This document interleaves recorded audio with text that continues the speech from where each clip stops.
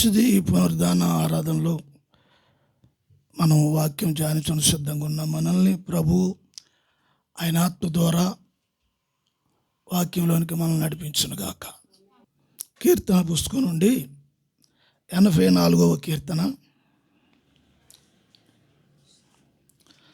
11వ వచనం చదువుదాం. దేవుడైన యెహోవా సూర్యుడును కేడెమునై ఉన్నాడు. యెహోవా కృపయు ఘనతయు అనుగ్రహించును. యథార్థముగా ప్రవర్తించు వారికి ఆయన ఏ మేలును చేయక మానడు. చాలండి దేవుని స్తోత్రం. మంచిగా ఈ మాటలు ఉదయకాలపు ఆరాధనలో సంఘముగా కూడి ఉన్న మనతో ప్రభు మాట్లాడును గాక. ఎవరితో?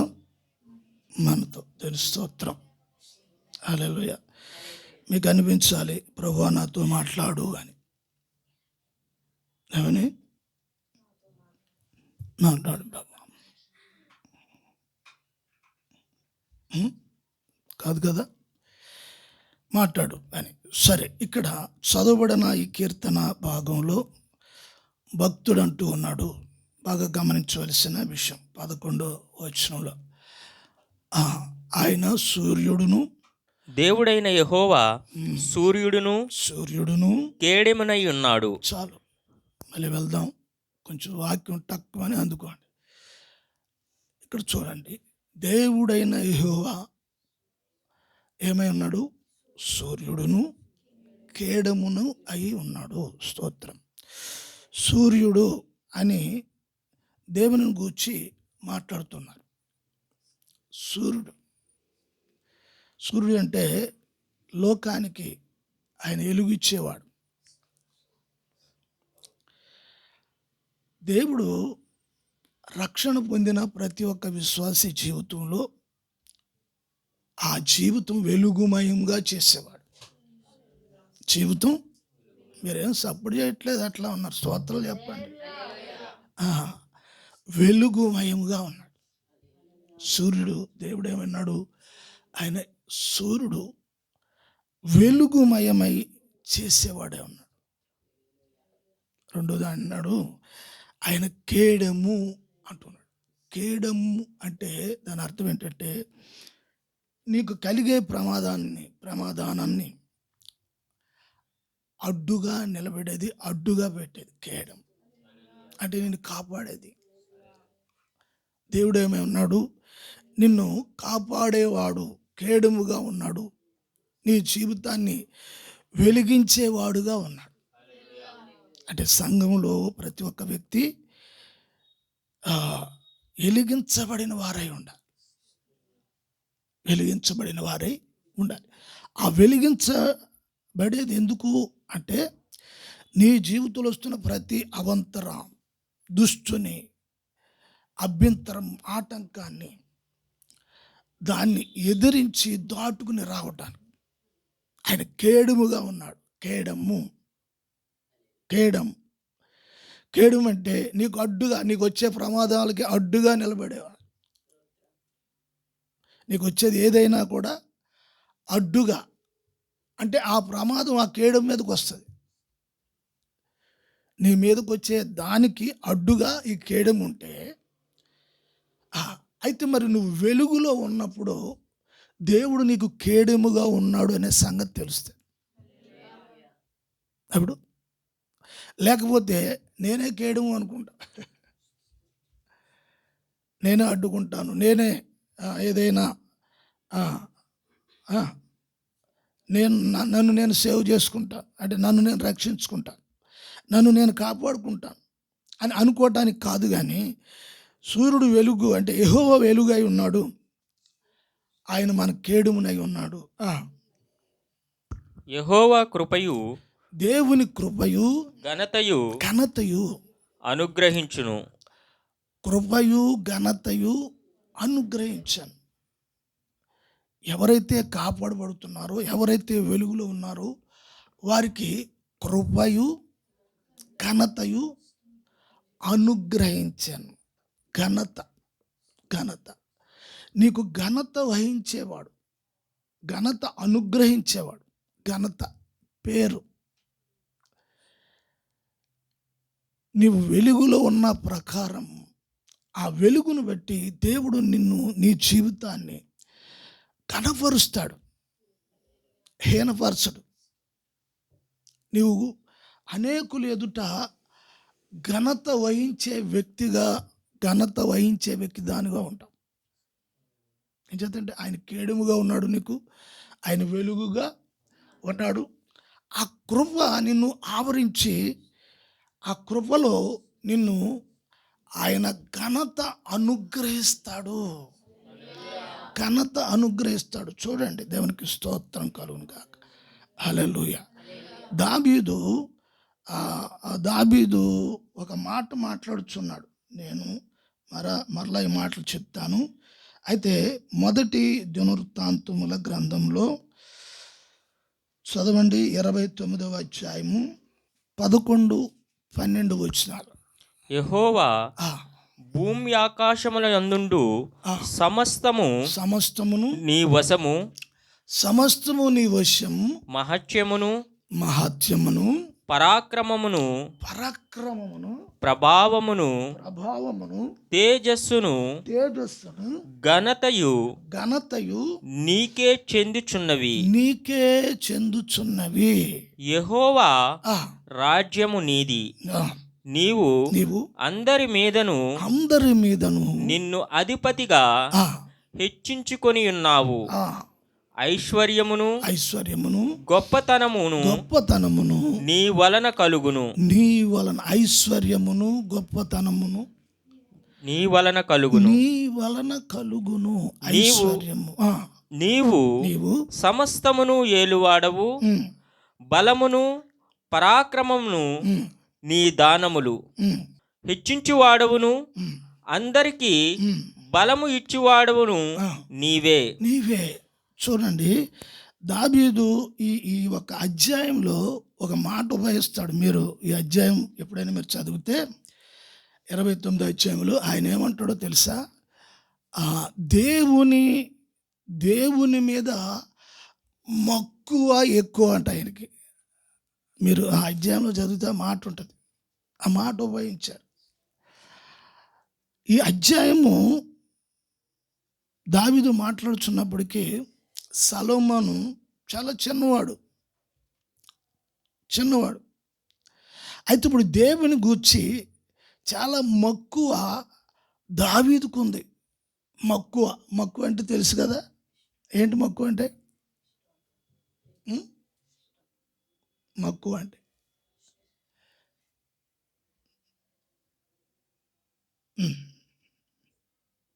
మక్కువ అంటే ఇంతేనా? ఇంకా మక్కువ.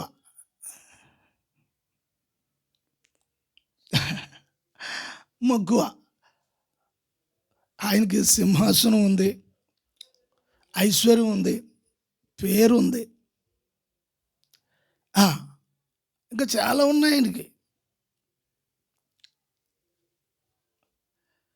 ఇన్ని ఉన్నా ఆయనకు ఉన్నది ఏంటి అంటే, ఇప్పుడు సింహాసనం మీద మక్కువ, పేరు మీద మక్కువ, ఘనత మీద మక్కువ అని లేదు. ఈ అధ్యాయంలో చూస్తారా? దాంట్లో ప్రారంభంలో ఉంటుందా మాట? మరియు నా దేవుని మందిరము మీద నాకు కలిగి ఉన్న మక్కువ చేత నేను ఆ ప్రతిష్టమైన మందిరము నిమిత్తము సంపాదించి ఉంచిన వస్తువులు గాక నా స్వంతమైన బంగారమును వెండిని నా దేవుని మందిరము నిమిత్తము. చాలండి. ఇక్కడ ఉన్న విషయం ఏంటంటే దావీదుకి చాలా మక్కువ దేవుడంటే. అలాగే దేవుని మందిరం గురించి కూడా చాలా మక్కువ. ప్రజల యొద్ద నుండి బంగారము, వెండి, రత్నాలు, వజ్రాలు ఇవన్నీ సమకూర్చారు. రాగి, ఇత్తడి, వినుము, దేవదారు మానులు, లేబాను, ఆ కొండ మీద ఉన్న మానులు ఇవన్నీ కూడా సంపాదించారు, సమకూర్చారు, ఇవన్నీ చేశారు. ఇది చేయటమే కాక అతనుకంటూ ఉన్న సొంత బంగారం అది కూడా తెచ్చి అక్కడ పెట్టాడట. అంటే ఇప్పుడు దేవుని మందిరం గూర్చి, దేవుని పనిని గూర్చి, దేవునికి సంబంధించిన విషయాలను గూర్చి మక్కువ అని చెప్పబడుతుంది. మక్కువ మక్కువ ఆ? ఆయనకున్న మక్కువను బట్టి దేవునికి స్తోత్రం. దేవుడు ఈ 11వ వచనములో చూస్తున్నప్పుడు 11, 12 వచనంలో అతడికి కలిగిన దేవుని గూర్చిన విషయాలలో దేవుడు అతన్ని బ్లెస్ చేశాడు, దీవించాడు. ఆ ఆశీర్వాదాన్ని అతను గుర్తిస్తూ ఈ 11వ వచనంలో అతను మాట్లాడుతున్న మాటలు, దేవుడు ఘనత ఇస్తాడు, అంతేకాదు ఇంకేమిస్తాడు, మేలును చెయ్యక మానడు. ఆయన ఘనతను అనుగ్రహించేవాడై ఉన్నాడు. ఎక్కడా కూడా నిన్ను గూర్చి అవమానము నీకు కలిగినట్లుగా కానీ, అవమానకరంగా నీ జీవితం ఉండినట్లు కానీ ఉండదు. నువ్వు ఎక్కడికి వెళ్ళినా నీకు ఘనతే అనుగ్రహింపబడుతుంది. ఏ స్థలములో ఉన్నా ఘనత అనుగ్రహించబడుతుంది.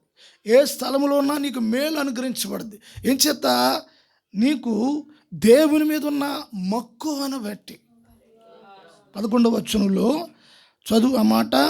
యెహోవా భూమి ఆకాశముల యందుండు సమస్తమును నీ వశము. చూడండి, భూమి ఆకాశములను సమస్తమును నీ వశము, నీ స్వాధీనంలో ఉన్నవి అని చెప్తున్నాడు. ఎంతమందికి తెలుస్తుంది ఇది? ఇప్పుడు చూడండి, మనకి ఏదైనా కలిగి ఉంటే నాదే అంటాం. ఏంటంటాం? నాదే అంటాం కదా. అప్పటికి దావీదు సింహాసనం మీద ఉన్నాడు, చక్రవర్తి అయి ఉన్నాడు, ఇవన్నీ ఉన్నాడు. ఎక్కడ కూడా నా రాజ్యం అని కానీ, నా సింహాసనం అని కానీ ఎక్కడ ఆ మాటలు ఉపయోగించలేదు. కారణం ఏంటంటే అతనికి ఒక వివేక జ్ఞానం కలిగిన వాడు. అందుకే అన్నాడు, భూమి ఆకాశములు నీ వశములో ఉన్నవి అంటే భూమి మీద ఉన్న దావీదు, ఇశ్రాయేలు పరిపాలిస్తున్న రాజ్యం ఎవరిది అంటే దాని అర్థం ఎవరిదని? దేవునిదే అని. అది దేవునిదే అని. ఈ ఒక్క విషయం ఏదైతే ఉందో దాన్ని బట్టి అతడు దీవించబడుతున్నాడు. ఇది కొంచెం అర్థం అవ్వాలంటే సరైన స్థితి కలిగి ఉండాలి. ఆత్మ సరైనదే ఉండాలి. అయితే ఇప్పుడు అటువంటి వ్యక్తులను దేవుడు ఏం చేస్తున్నాడు? ఘనపరుస్తున్నాడు. దేవుడు ఘనపరుస్తున్నాడు. అటువంటి వ్యక్తులను దేవుడు ఘనపరుస్తున్నాడు. భూమి ఆకాశములు నీ వశములో ఉన్నవి, మహత్యమును పరాక్రమమును. చూడండి, మహత్యమును పరాక్రమమును ప్రభావమును తేజస్సును ఘనతయు నీకే చెందుచున్నవి. ఎలా వర్ణిస్తున్నాడు చూడు, ఎలా వర్ణిస్తున్నాడు. ఏమాత్రం ఏ విషయంలో కూడా ఇక్కడ మాట్లాడిన మాటల్లో అతడు రాజు అని కానీ, అతని జ్ఞాని అని కానీ, అతను భక్తి కలిగిన వాడు అని కానీ, అతను కలిగిన విశ్వాసము యథార్థతలను బట్టి కానీ ఏ మాత్రము అక్కడ కొంచెం కూడా అతిశయం మాటల్లో ఏమి కనిపించట్లేదు. దాంట్లో అక్కడంతా కూడా కనిపించింది ఏంటంటే ప్రభావం అవనివ్వండి, ఘనత అవనివ్వండి, మహత్యం అవనివ్వండి, తేజస్సు అవనివ్వండి, ఏదవనివ్వండి, అవన్నీ నీకే అవన్నీ. అంటే ఇంత సంపూర్ణంగా ఆయన హృదయము ప్రభు ఎదుట అర్పించబడినది. అందుకే దేవుడు దావీదుని కనపరుస్తూ ఉన్నాడు. దావీదుని దేవుడు అంటే ఒక నిజమైన విశ్వాసీ జీవితంలో ఒక వ్యక్తి లోకంలో ఘనపరచబడాలి, దేవుడే ఆ వ్యక్తిని ఘనపరచాలి అంటే చూడండి, ఇప్పుడు మనకు ఎవరైనా బంధువులు ఉన్నా, స్నేహితులు ఉన్నా, ఏమున్నా పెడితేనే ఘనపరుస్తారు. పెడితేనే ఏమంటారు? నిజంగా అండి, నిజంగా అదండి, చాలా ఇదండి అదండి గొప్పవాళ్ళు అండి, వాళ్ళు నిజంగా మంచి మనుషులండి అంటారు. పెడితే ఏదైనా సహాయం చేస్తే, ఏదైనా సహకరిస్తే. అవునా? అవునా? కానీ ఇక్కడ దేవుని విషయం చూసేటప్పటికి దేవుడు నిన్ను ఏం చూసి ఆయన నిన్ను కనపరుస్తాడు? ఏం చూసి అంటే నీకున్న ఆ యథార్థతను చూసి, నీకున్న యథార్థతను అది చూస్తున్నాడు ఆయన. అది చూస్తున్నాడు, యథార్థతను చూస్తున్నాడు. దేవునికి స్తోత్రం. చదువునైనా మాట.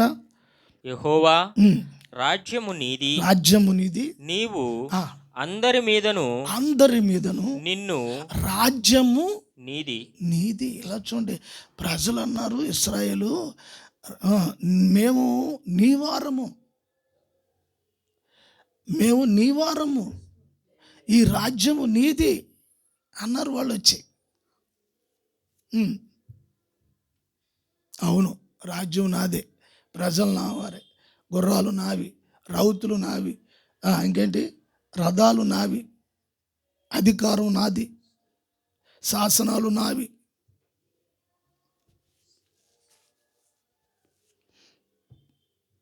అన్నాడా? రాజ్యము నీది. ప్రతి ఒక్క వ్యక్తి జీవితంలో ప్రభువా నీ దానను నేను, నీ వాడను, నీ వాడను, నీ దానను, రాజ్యము నీది అంటూ ఉన్నాడు. రాజ్యము నీది అంటే దేవుడు నీ యొక్క శిరసుండి అరికాలు వరకు నూతన నిబంధన రక్తము కింద నీవు ఉన్నావు. అంటే ఇప్పుడు ఆయన రాజ్యం నీలో జరిగించేవాడై ఉన్నాడు.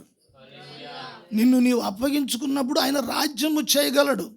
అప్పుడు నువ్వు చెప్పగలవు, నేను నీ వాడను, నేను నీ దానను అని చెప్పగలవు. లక్షల మంది ప్రజలు, పనివారు, దాసీలు, సైన్యము, మిలిటరీ, ఇదంతా కూడా దావీదు కొన్నది. దేవుడే ఇచ్చాడు. ఇదంతా దేవుడు ఇచ్చాడు, మనుషులు ఎవరు ఇవ్వలేదు ఆయనకి. అయితే ఇప్పుడు ఆయన ఏమనాలి? నాది అనాలి. ఆయన అంటున్నాడు నీది అన్నాడు. అంటే ఇప్పుడు ఏది మనము కలిగి ఉన్నా అది నాది కాదు, నీది అనే గుణము, స్వభావం మనకి రావాలి. ఏది కలిగి ఉన్నా సరే, ఏది కలిగి ఉన్నా సరే, దేవునికి స్తోత్రం. ఏది కలిగి ఉన్నా అది నీది. నేను కూడా నీ వాడనే, నేను కూడా నీ వాడనే. భూమి ఆకాశములు నీ వశములో ఉన్నవి అని చెప్పడమే కాదు, ఇదిగో ఈ రాజ్యము కూడా ఈ రాజ్యము నీదే. చూడండి ఎంత క్లారిటీ ఉంది, ఎంత క్లారిటీలో ఉన్నాడు విశ్వాసంలో. ఎక్కడో ఒక హీనమైన స్థితిలో నుండి తీసుకెళ్ళి సింహాసనం మీద కూర్చోబెట్టాడు. తీసుకెళ్ళి హీనమైన స్థితిలో ఉన్న వ్యక్తిని, హీనమైన అంటే గొర్రెలు పేడ తీస్తున్నాడు, గొర్రెలు కడుగుతున్నాడు, తుడుస్తున్నాడు, గొర్రెలు మేపుతున్నాడు, ఎక్కడో ఉన్నాడు అరణ్యంలో. అటువంటి స్థితిలో ఉన్నవాడిని తీసుకెళ్ళి ఇశ్రాయేలు సింహాసనం మీద కూర్చోబెట్టి, బంగారు కిరీటం పెట్టి, రాజవస్త్రాలు వేసి, రాజదండం చేతికిచ్చి, శాసించమని, పరిపాలించమని దేవుడు తీసుకెళ్ళి అక్కడ కూర్చోబెట్టాడు. మరి కాలు రగరేసేలా లేదా? చూడండి, ఏదన్నా కొంచెం పరిస్థితులు బాగున్నాయనుకో, ఇంకెట్లా ఉంటుంది? ఇంకెవరినైనా లెక్క చేస్తారా? ఏమైనా కొంచెం పరిస్థితులు బాగుంటాయి, నాకు ఎవడం అవసరం లేదు, ఏమవసరం లేదు, ఏమండి, అంతేనా? ఏంటో బాబు దిగాలుగా ఉన్నారు, ఏంటో బాబు మీరు అంతా బాబు, ఏంటో బాబు, ఏం అవసరం లేదు. ఇంకా నాకు చదువు ఉంది, నాకు ఉద్యోగం ఉంది, నాకు అది ఉంది, ఇది ఉంది, ఇంకేంటి, ఏం అవసరం లేదు. లక్షల మంది ప్రజలకు అధిపతిగా తీసుకొచ్చేసి అక్కడ పెట్టేశాడు. దేవుని స్తోత్రం. ఏ పోస్టు? గ్రామ పంచాయతీ బోర్డులో ప్రెసిడెంట్ పోస్ట్ ఇవ్వలేదు దావీదుకి, లేదా వార్డు నెంబర్ ఇవ్వలేదు. ఇప్పుడు వార్డు నెంబర్ ఇచ్చినా ఏం సొక్కాలు, పట్టు సొక్కాలు, తెల్ల సొక్కాలు వేసుకుని తిరిగేస్తున్నారు వాళ్ళు, మామూలుగా కాదు. వార్డు నెంబర్ ఇస్తే మరి చక్రవర్తినా ఈయనేమేసి తిరిగేయాలి. ఏమంటున్నాడు ఇక్కడ? ఈ ఉనికిని మనము గమనించాలి. దేవుడు దావీదుని ఎందుకు అంత కనపరిచాడు? ఎందుకని అంత కనపరిచాడు అంటే అతనికి ఉన్న యథార్థత. దేవుడు ఏమి ఇచ్చినా కూడా అవన్నీ నీయే అంటున్నాడు. రాజ్యం ఇచ్చినా అవన్నీ నీయే అంటున్నాడు. అతను తినే బంగారు వెళ్ళం, మంచిలు తాగే గ్లాసు బంగారం, చెంచాలు, స్పూన్లు అవి బంగారం.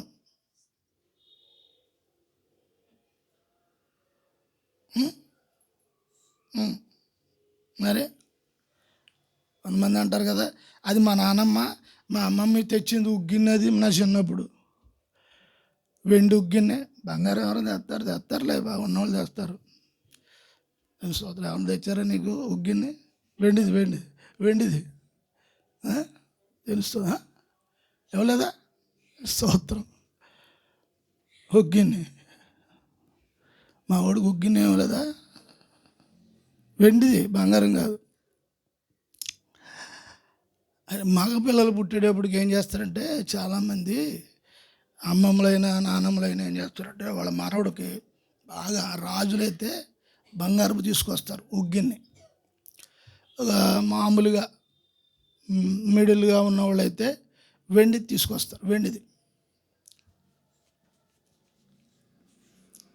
దాంతో పట్టమని చెప్తారు. అందుముందు సిల్వరి వచ్చి సిల్వరి వచ్చి తర్వాత స్టీల్స్ వచ్చినాయి. వెండి కానీ బంగారం కానీ వాడతారు. మిడిల్గా ఉన్నవాళ్ళేమో ఈ వెండితోటి చేసి పట్టుకొస్తారు. దేవుని స్తోత్రం. హల్లెలూయా. కనీసం మీకైనా వచ్చినాయా? లేవా? నాకేం వద్దులే, ఉన్నాయా లేవా? స్తోత్రం. హల్లెలూయా. గమనించండి, ఈ స్థితిలో ఉన్న ఆయనకు దేవునికి స్తోత్రం.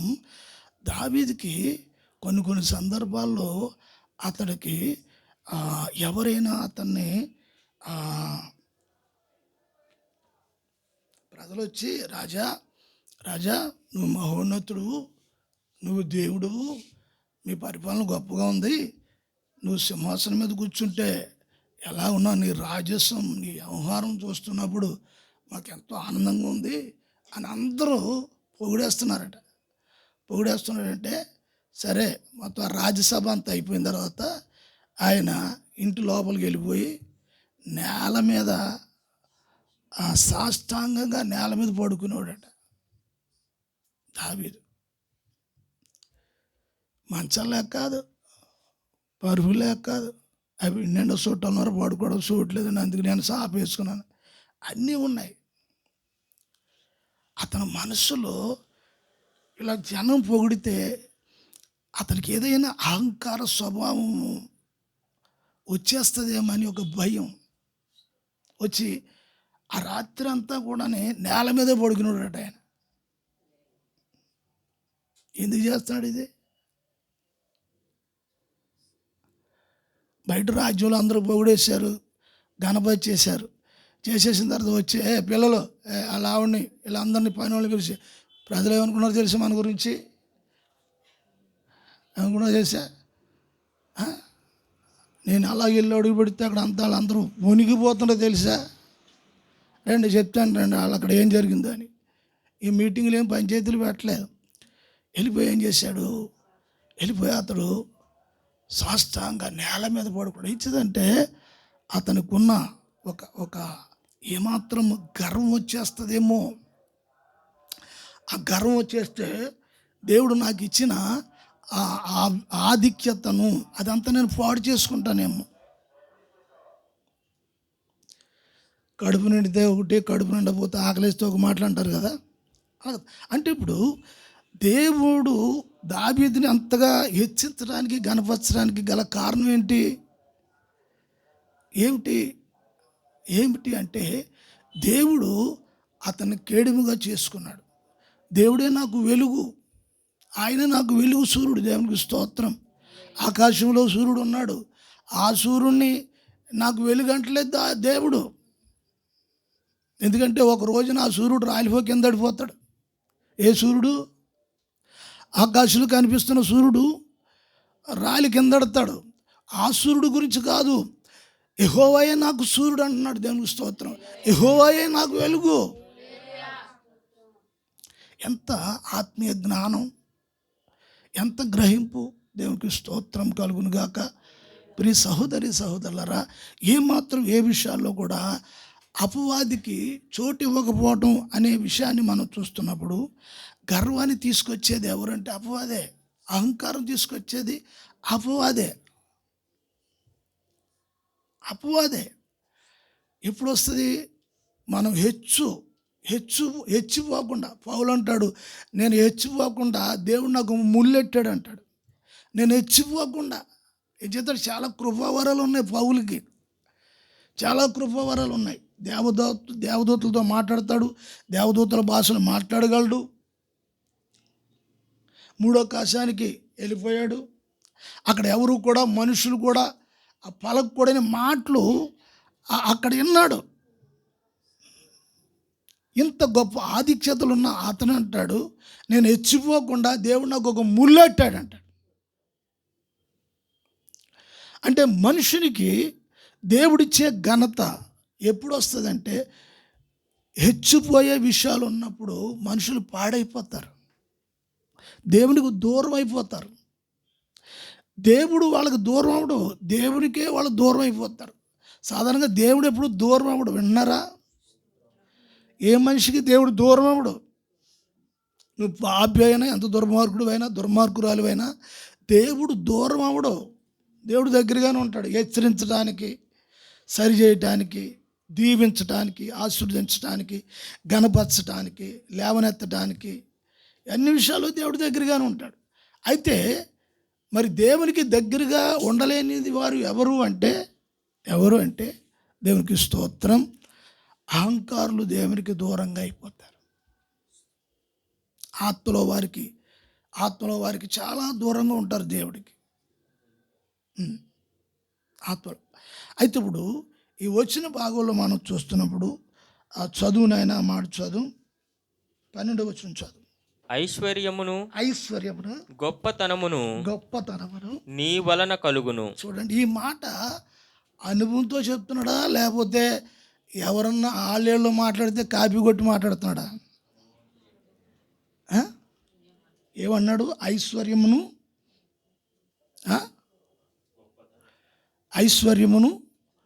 గొప్పతనమును.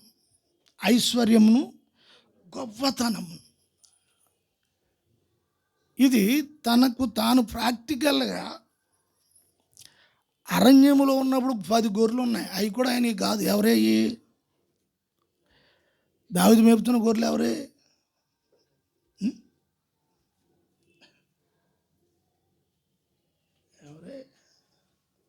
కొంపతీసి మీ కాదు కదా. ఎవరే అమ్మా? దావీదు మేపుతున్న గొర్రెలు ఎవరే? సాయంత్రం దాకా ఇలాగ అడుగుతూ ఉన్నా. తండ్రి యెషయా గారే. ఆ గొర్రెలు కూడా ఆయన కాదు. ఇచ్చాడు, ఏదో బతుకుతాడులే, 10 గొర్రెలతో ఏదో బతుకుతాడు, ఆడు బతుకుతాడు అని జాలితోడు దయతోడు మొత్తం మీద అక్కడ పంపేశాడు. యెషయా గారు దీవించలేదు. ఇప్పుడు ఆయన్ని యెషయా గారు కనపరచలేదు. ఆ అనుభవం దావీదుకుంది. ఈ 12వ వచనంలో ఆయన చెప్తున్నాడు ఆ మాట. ఐశ్వర్యం అరణ్యంలో ఉన్నప్పుడు ఏముంది? ఐశ్వర్యము. ఆయన పేరున ఏమీ లేవు, గొర్రెలు లేవు, ఏమీ లేవు. అవి కూడా వాళ్ళ నానే. ఐశ్వర్యమును గొప్పతనమును. చూడండి, గొప్పతనము. అరణ్యములో ఆయన ఉన్నాడు, అప్పుడు గొప్పతనం ఉంది. సమూయేలు వెళ్ళాడు యెషయా గారింటికి. వెళ్ళినప్పుడు, ఏమయ్యా బాబు, మీ కొడుకుల్లో ఒకరిని దేవుడు మరి ఇశ్రాయేలుకి మహారాజుగా చేయాలని ఆలోచన కలిగి ఉన్నాడు, మీ అబ్బాయిని వీలు అన్నాడు. మీ అబ్బాయిని వీలంటే యెషయా గారి ఆలోచన ఎట్లా ఉన్నదంటే, అదిగో మా పెద్దోడు వాళ్ళు ముగ్గురు బాగానే ఉంటారు, ఎత్తరగా ఉంటారు, బాగానే ఉంటారు అనేసి ఆ లైన్లో ఆ బాగున్న వాళ్ళని, ఆ ఉద్యోగం చేసేవాళ్ళు అందరూ పిలిచాడు. ఈడంటే దేవుని ఆత్మ చెప్తుంది సమూయేలుతోటి, ఈడు కాదు. అలాగ అందరూ లైన్ కట్టి అందరూ వచ్చారు. ఎంతమంది యెషయా గారికి కొడుకులు? ఎంతమంది యెషయా గారి కొడుకులు? అమ్మా సరే, అయితే లైన్గా వచ్చారు అందరూ వచ్చేటప్పటికి ఈడ అంటే దేవుని ఆత్మ సమూయేలుతో అంటుంది, ఈడు కాదంట. సమూయేలు అనుకున్నాడు ఈడ ఉంటాడు, చాలా మంచిగా బలంగా ఉన్నాడు, హైట్గా ఉన్నాడు, పర్సనాలిటీ బాగుంది, ఈడే ఉంటాడు అనేసి ఆ కొమ్ములో తైలం ఉంది, అది తీసి వేయడానికి సిద్ధంగా ఉంటున్నప్పుడు దేవుని ఆత్మ అంది ఈడు కాదా, ఇతను కూడా కాదా. ఆ లైన్గా వచ్చారు, అయిపోయారు. 1 నెంబర్ 1 2 3 4 అలా 7 అయిపోయారు. అప్పుడు యెషయా అన్నాడు, ఏమయ్య మరి ఎవరు లేరా అంటే ఉన్నాళ్లే. ఎవరు అంటే ఒకడు ఉన్నాడు దావీదు అని, ఆడు గొర్రెలు కాస్తున్నాడు, అక్కడ అడవిలో ఉన్నాడు, యనమండుగు రమ్మా. సరే అని రప్పించండి అన్నారు, అని తీసుకురామన్నారు. తీసుకురామంటే ఇదేంటి వీళ్ళందరూ గొప్ప వాళ్ళందరినేమో వద్దన్నాడు. ఆడేమో చూస్తేనేమో షార్ట్ మ్యాను అంటే పొట్టోడు, ఇక్కడ ఇంత మంచి హైటు వెయిట్ అందరు ఉన్నారు. వీళ్ళనే సమూయేలు గారు ఒప్పుకోలేదంటే ఆయన అసలు ఒప్పుకుంటాడు ఏంటి అని మొత్తం మీద ఇది పైన వదిలే సరే రమ్మన్నాడు కాబట్టి తీసుకొచ్చే దేవుని ఆత్మ అంటుంది, సమూయేలు ప్రభువా ఇది నేను కోరుకున్నాడు ఆడే అన్నాడు. నేను కోరుకున్నాడు ఈడే ఏంటి, చాలా ఆశ్చర్యంగా ఉంది. ఈడు ఇశ్రాయేలుకి రాజా. అంతకుముందు వచ్చినోడేమో ఇలా చూడాలి, ఈయనేమో ఇలా చూడాలి. ఏమో ఆయన ఇష్టం. గమనించాలి. దేవుని ఉద్దేశము మన పట్ల కూడా, నీ పట్ల కూడా ఏమై ఉంది. ఎక్కడో ఉన్నవాడిని దృష్టి ఉంచాడు దేవుడు. మనుషులందరూ దృష్టిలో లేని వ్యక్తి దేవుని దృష్టిలో ఉంటాడు. హల్లెలూయా, హల్లెలూయా, హల్లెలూయా, హల్లెలూయా. అందరికీ నువ్వు అనుకూలంగా అందరూ నేను మెచ్చేసుకుంటే దేవుని స్తోత్రం, దేవునికి ఎక్కడో ఉంటావు నువ్వు.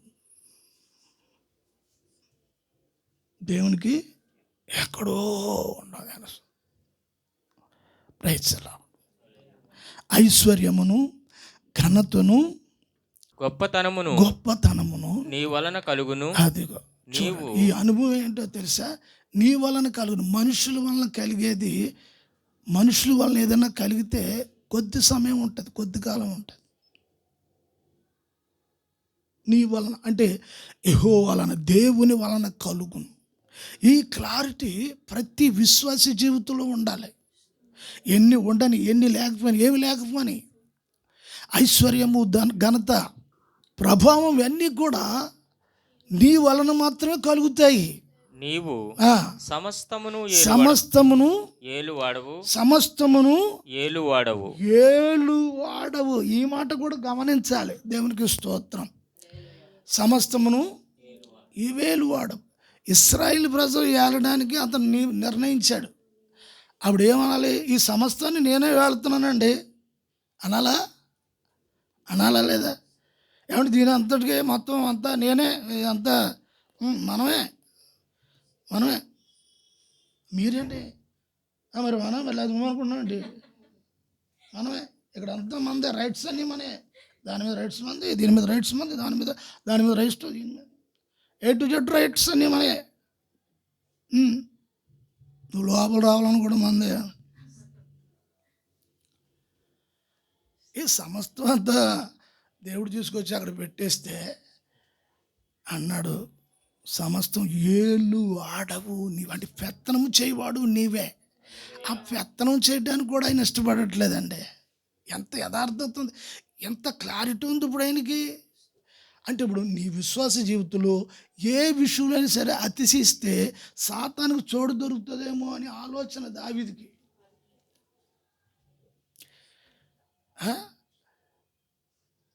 చూస్తాం కదా అపోస్తలుల కార్యంలో 13:22 అంటాడు, నేను ఆయన కనుగొన్నాను, ఇశ్రాయేలుకి అధిపతిగా నియమించాను, ఏలడానికని చెప్తాడు దేవుడే.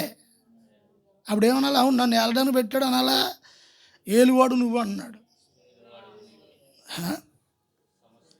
ఇక్కడ నీ మార్పు, మారు మనసు, నీ జీవితం అది ఎంత ఏ స్థితిలో ఉన్నది అనేది కూడా ఆలోచించాలి వాక్యం ద్వారా. నీవే ఏలువాడవు, బలమును పరాక్రమమును. చూడండి, బలమును పరాక్రమమును బలమును పరాక్రమము నీ దానములు. దేవునికి స్తోత్రం. అతని జీవితంలో ప్రతి మాట తన జీవితానికి అన్వయం చేసుకుని మాట్లాడుతున్నాడు. బలము అంట దేవుడిచ్చే దానం అని చెప్తున్నాడు, బలము. అయితే ఇప్పుడు దావీదు బలమును బట్టి ఏం చేశాడు, సింహాన్ని 2 దవడలను చీల్చేశాడు. సింహం, ఆ సింహాన్ని పట్టుకుని ఆ 2 దవడలు పట్టుకుని చీల్చేశాడు. ఆ బలము దేవుని దానం అని చెప్తున్నాడు. తర్వాత ఇంకేమన్నాడు, హెచ్చించు వాడవును. కాదు అది ఆ బలం తర్వాత పరాక్రమము.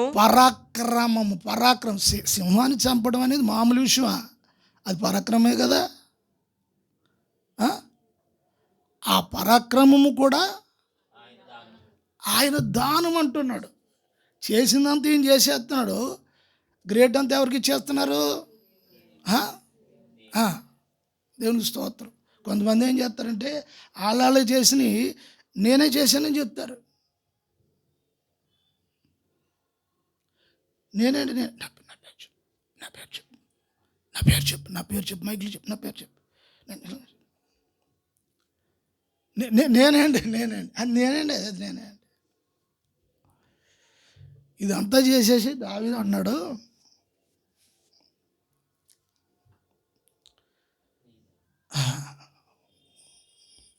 చూడండి ఏం చేద్దంటే ప్రజలు ఏమన్నా పొగిడితే నేను పాడైపోతానేమో అని తెలుసు దావీదుకి. పొగడుతలంతా తీసుకోకూడదు. ఎవరన్నా పొగుడుతున్నప్పుడు పశ్చాత్తాపడాలి, కన్నీరు రావాలి, హృదయంలో రావాలి, పైకి వచ్చేసే కన్నీరు కాదు, హృదయంలో కన్నీరు రావాలి.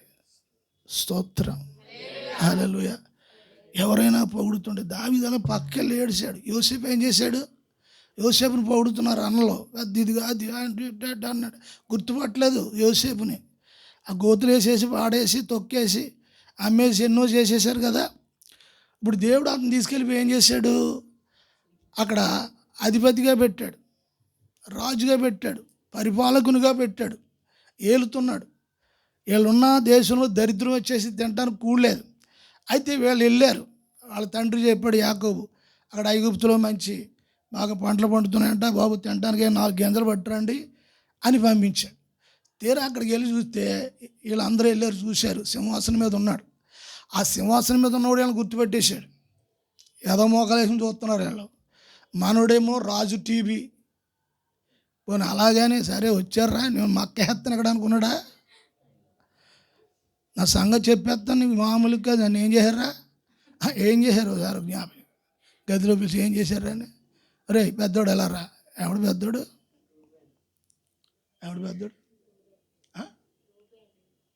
రెండోవాడు,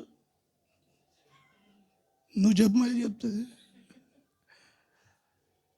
అని పెద్దోడు అన్నాడు. ఒరే వద్దురే ఏదో పాతకం మనకెందుకురే అంటే, ఏం కాదురే బానవే ఊరికే అదొక పద్యదానికి అడ్డుపడుతూ ఉంటాను.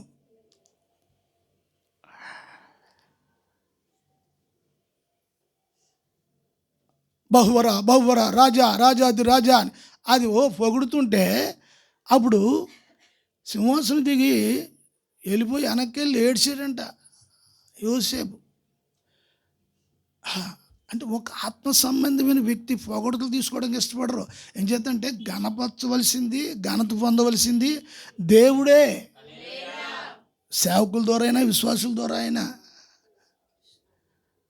వాక్యం చెప్తా తమ్ముడా నీ మూతు బాగుంది, ముక్కు బాగుంది తమ్ముడా, ఏదో నేను ఆశిస్తున్నాను నీ దగ్గర నుంచి. తవుడా చెట్టు పోవాలంటే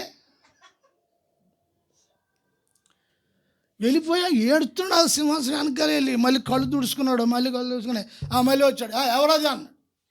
ఆ రాజు టీవీ మరి అక్కడ అలాగే సన్నాసుల్లా సింహాసనంలో సన్నాసుల్లాగా ఉండకూడదు, ఇక్కడ నిలబడ్డ కూడా సన్నాసుల్లాగా ఉండకూడదు. ఇక్కడ దైవసేవకుడు హెచ్చరించాలి, ఖండించాలి.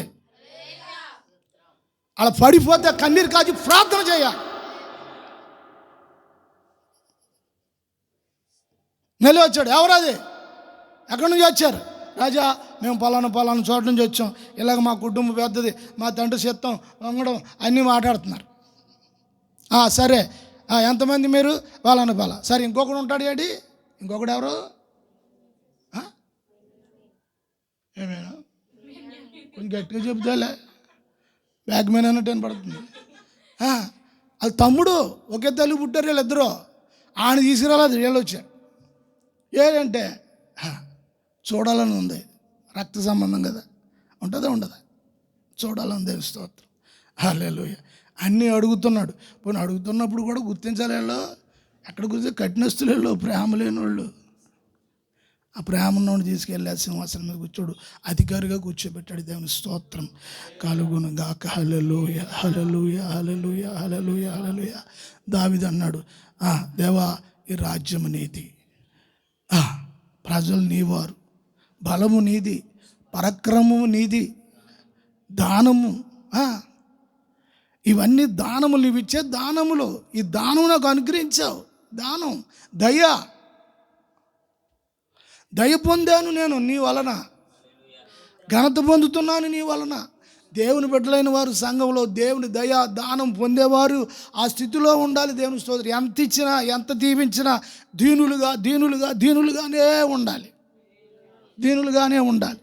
దేవుని స్తోత్రం కలుగును గాక, హల్లెలూయా. అంటే ఇప్పుడు దేవుడు ఇశ్రాయేలునే దీవించాడా? 12 గోత్రాలనే దేవుడు దీవించాడా? కొత్త నిబంధనకు వచ్చేటప్పటికి పౌలు అంటాడు ఈ విషయాన్ని. చదువుదాం, మాట చదవండి. రోమపత్రిక 2వ అధ్యాయము 10వ వచనం త్వరగా. సత్క్రియ చేయు ప్రతి వానికి బాగా గమనించాలి ఈ మాటలు. దేవునికి మహిమ కలుగును గాక. సత్క్రియ చేయు ప్రతి వానికి అని పౌలు అంటూ ఉన్నాడు. సత్క్రియ అంటే సంఘము గురించి మాట్లాడుతున్నాడు. ఈ మాట బాగా గమనించాలి. ఈ మాట సంఘమును గురించి మాట్లాడుతున్నాడు. ఈ మాట సత్క్రియ చేయు ప్రతి వానికి, మొదట యూదునికి. ఏటట సత్క్రియ చేయు ప్రతి, మంచి కార్యములు చేయు సంఘములు ఉన్నవారు, నూతన నిబంధన సంఘములు ఉన్నవారు ఎవరంటే యూదులు అనేవారు కాదు, అన్యజనులు, నానా విధమైన జాతులు కలిగిన వారు సంఘములో ఉన్నారు. ఇప్పుడు యేసుక్రీస్తు రక్తం ద్వారా కొనబడిన వారు, విశ్వసించారు, మారు మనసు పొందారు, పాపాలు ఒప్పుకున్నారు, దేవుని యొద్ద ప్రమాణం చేశారు. నేను వ్యభిచారం చేయను, పాపం చేయను, తాగను, దొంగతనం చేయను, అబద్ధం ఆడను, మోసం చేయను అని ప్రమాణం చేసి యేసుక్రీస్తు యొక్క సంఘంలో అంటుకట్టుబడ్డారు. అందుకే పౌలు ఈ మాట వాడుతున్నాడు. ఏమన్నాడు అక్కడ? సత్క్రియ చేయు ప్రతి వానికిని, మొదట యూదునికి. ప్రతి వానికని ఎందుకు అన్నాడు తెలుసా? ఎందుకన్నాడు ప్రతి వానికిని? అక్కడ సంఘంలో యూదులే కాదు ఉన్నది, అన్యజనులు కూడా ఉన్నారు. అన్యజనులు కూడా రక్షించబడి మారు మనసు పొంది సంఘంలోకి వచ్చారు. ఏమన్నారు? సత్క్రియలు, మంచి క్రియలు చేయు ప్రతి వానికిని అనగా మొదట యూదునికి, గ్రీసు దేశస్థునికి. చూడండి, మొదట యూదునికి ఇశ్రాయేలుకి దేవుడు మొట్టమొదటిగా ప్రిఫరెన్స్ ఇశ్రాయేలుకి ఇచ్చాడు. అయితే పౌలు ఏమంటూ ఉన్నాడు? ఈ యూదులు అన్యజనులైన మనల్ని, అంటే ప్రభువుని ఎరగని కాలంలో ఉన్నప్పుడు అన్యజనుల్ని ఈ యూదులు చాలా అసహ్యంగా చూసేవారు. ఈ యూదులకున్న పద్ధతి ఏంటంటే అది ముట్టకూడదు, ఇది తినకూడదు, అది అలా చేయకూడదు, ఇది ఇలా చేయకూడదు అని అంటూ ముట్టు ఆచారాల్లో ఉండే భక్తులు వీళ్ళందరూ కూడా విన్నారా? అటువంటి భక్తులు కలిగిన ప్రజల మధ్యలోనికి యేసు ప్రభు తన శరీరములో సమపూర్తి అయిన అవయవాలుగా అన్యజనులుగా ఉన్న మనల్ని కూడా ఆయన శరీరములో భాగస్థులుగా చేశారు. హల్లెలూయా. సమకూర్చిన అవయవాలుగా చేశారు. అంటే అంటే ఒకే విలువని ఇచ్చారు. దేవునికి స్తోత్రం. ప్రపంచంలో యూదులంటే గొప్ప పేరు, గొప్ప భక్తి విషయంలో వాళ్ళు చాలా హయ్యెస్ట్ స్థితిలో ఉన్నారు. వాళ్ళు హయ్యెస్ట్ స్థితిలో ఉన్నవారు వాళ్ళు. అయితే ఇప్పుడు వాళ్ళతో ఈక్వల్గా చేశాడు యేసుక్రీస్తు. ఈ లోకానికి వచ్చి రక్తం చిందించేసి అందరి విశ్వాసంతో ఎవరైతే ఉన్నారో వచ్చారో, అంతే ప్రతి వాడు అనే మాట ఉపయోగించాడు. అక్కడ ప్రతి వాడు అనే మాట ఉపయోగించకూడదు, ఎందుకంటే యూదులకు చెందింది ఆ మాట. ప్రతి వాడిని అన్యులు తీసుకొచ్చి ఇక్కడ అడ్డానికి వీరలేదు. ఏం చేద్దంటే యేసుక్రీస్తు శిలువ మరణం ద్వారా వారికి మనకి ఉన్న మధ్య భేదపు గోడను కూల్చాడు యేసు ప్రభు. స్తోత్రం, స్తోత్రం, స్తోత్రం. అందుకే అన్నాడు, మొదట యూదునికి, తర్వాత గ్రీసు దేశస్థునికి కూడా మహిమయు ఘనతయు. చూడండి, ఇశ్రాయేలుకు చెందిన ఘనత దేవుడు వాళ్ళకి ఇచ్చాడు. ఘనత, ఐశ్వర్యము, పేరు, బలము ఇవన్నీ వాళ్ళకి ఇచ్చాడు అని మనం ఏడవలసిన అవసరం లేదు. ఈ రోజున యేసుక్రీస్తు ద్వారా మనకి కూడా ఘనత అనుగ్రహించాడు. నీకు అనుగ్రహించాడు, నాకు అనుగ్రహించాడు. ఘనత, మహిమ అది యేసుక్రీస్తు ద్వారా దేవుడు మనకు అనుగ్రహించాడు. దేవునికి స్తోత్రం కలుగునుగాక. హల్లెలూయా, హల్లెలూయా. వాళ్ళు ఇంకా బలులు అర్పించేవారు, అది చేసేవారు, ఇది చేసేవారు. ఇప్పుడు నిజంగా మనం బలులు అర్పించవలసిన పని ఏం లేదు. మనం మేకలు తీసుకెళ్ళక్కర్లేదు, కోళ్ళు తీసుకెళ్ళక్కర్లేదు, దీన్ని తీసుకెళ్ళకలేదు, ఏది బలి చేయక్కర్లేదు. వాళ్ళు ఇంకా బలులు అర్పించేవారు. మనం ఏమీ లేకుండా ఉచితంగానే దేవుడిచ్చే ఘనతను మనం పొందాం. మనకి దొరుకుతుంది. దేవునికి స్తోత్రము కలుగునుగాక. చదువునైనా మాటలు మహిమయు ఘనతయు సమాధానమును కలుగును. మహిమయు ఘనతయు సమాధానమును, ఇవన్నీ దీవెనలు. నీ జీవితం మహిమకరంగా ప్రభువును బట్టి యేసుక్రీస్తు అందు రక్షించబడ్డారా? ఇప్పుడు మనం అన్యజనుల్లోంచి వచ్చాం. అయితే ఇంకా మనలో ఉన్నవారు అన్యజనులు, వారు ప్రభువుని ఎరగిన వారు, రక్షణలోనికి వచ్చిన వారు కాదు. అయితే ఇప్పుడు నువ్వు రక్షణలోనికి వచ్చావు. నిన్ను బట్టి ఆ ప్రభువు ఆ మహిమ నీకు ధరింపజేసినప్పుడు నిన్ను బట్టి అన్యజనుల్లో నీవు ఆయన మహిమకరంగా నీ జీవితాలు ఉండాలి. ఆయన మహిమకరంగా నీ జీవితాలు, నువ్వు చేసే పనిలో ఆయన మహిమ కనపరచాలి. నీ మాటలో ఆయన మహిమను కనపరచాలి. దేవునికి స్తోత్రం. దేవుడు అక్కడ ఆ స్థలంలో నిన్ను హెచ్చిస్తాడు. దేవుడు ఆ స్థలంలో నిన్ను ఘనపరుస్తాడు. దేవుని స్తోత్రం కలుగునుగాక. హల్లెలూయా. నిన్ను ఘనపరుస్తాడు. అక్కడ ఆ స్థలంలో నిన్ను ఘనపరుస్తాడు. నీ ప్రభువు నువ్వు ఇశ్రాయేలుడు కాదు, యూదుడు కాదు, హెబ్రీయుడు కాదు, మరి ఎవరు? క్రీస్తును వెంబడించేవాడు. నేను క్రీస్తుని వెంబడిస్తున్నాను. ఎవరిని వెంబడిస్తున్నాను? క్రీస్తుని వెంబడిస్తున్నాను. అయ్యా నువ్వు ఎలా మారావంటే నేను యేసుని వెంబడిస్తున్నాను. నేను జీసస్ ఫాలోవర్ని. నేను ఎవరు ఫాలోవర్ని? ఎవరిని?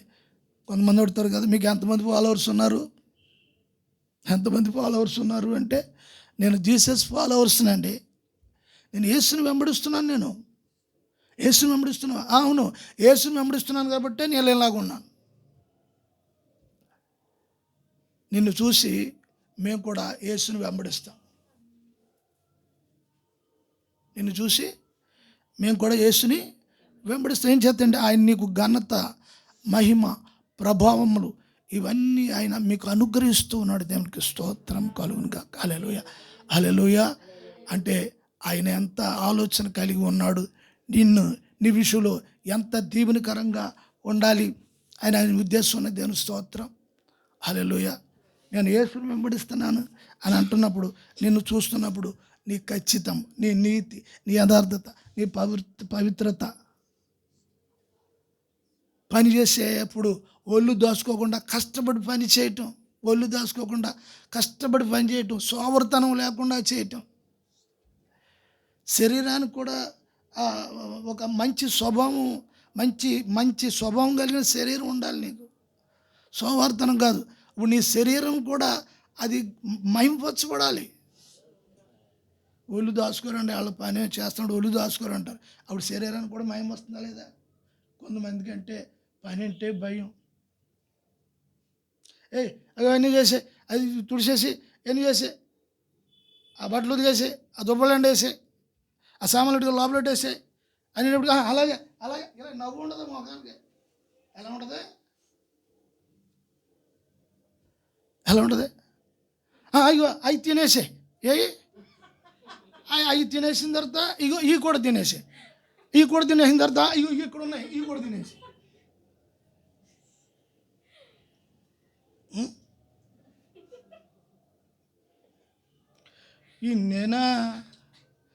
ఈయన అన్న తినేసారా, అన్ననే అంటే తినేసారా మీరు, నాకు ఇది ఉంచారా నాకు వద్దు.